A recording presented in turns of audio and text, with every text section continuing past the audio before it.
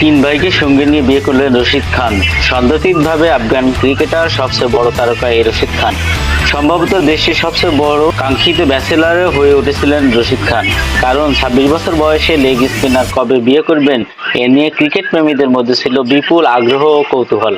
অবশেষে সেসবের ইতি ঘটল। বিয়ে করেছেন আফগানিস্তানের টি-20 অধিনায়ক রশিদ খান, তাও আবার একা নন, একসঙ্গে বিয়ে করেছেন তার তিন ভাই। দেশটির কাবুলের ইম্পেরিয়াল কন্টিনেন্টাল হোটেলে রশিদ ও তার তিন ভাই আমির খলিল, জাকিরুল্লাহ ও রাজা খান শুভ কাজ সারেন। বিয়ের অনুষ্ঠানে উপস্থিত ছিলেন রশিদ খানের সতীর্থ মোহাম্মদ নবী, মুজিবুর রহমান, আজমাতুল্লাহ জাজ্জান, ওমর জাই, নাজিরুল্লাহ জাজ্জান, রহমত শাহ, ফজলুল হক ফারুকী, আফগানের ক্রিকেটের বোর্ডের চেয়ারম্যান মিরো ওয়ারাই, আশরাফ, বোর্ডের প্রধান নির্বাহী নাসির খান সহ আরো অনেকে। প্রস্তুত রীতি অনুযায়ী বিয়ে করেছেন রশিদ খান ও তার তিন ভাই, তবে তার স্ত্রীর নাম জানা যায়নি।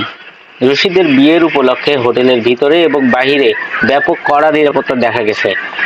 একটি ভিডিওতে অস্ত্র হাতে কড়া নিরাপত্তা দিতে দেখা গেছে। গভীর রাত পর্যন্ত চলছে বিয়ের অনুষ্ঠান, ছিল ব্যাপক খানাপিনার আয়োজন। বিয়ের অনুষ্ঠানে তার তিন ভাইয়ের সাথে ব্যাপক হাসি খুশি মাখা ছবি দেখা গেছে। মোহাম্মদ নবী তার ফেসবুক লিখেছেন, তোমার বিয়েতে অনেক অনেক অভিনন্দন, তোমাদের জীবন ভালো ও সমৃদ্ধ হোক। এর কদিন আগেই বিয়ে করেছেন ওমর জাই।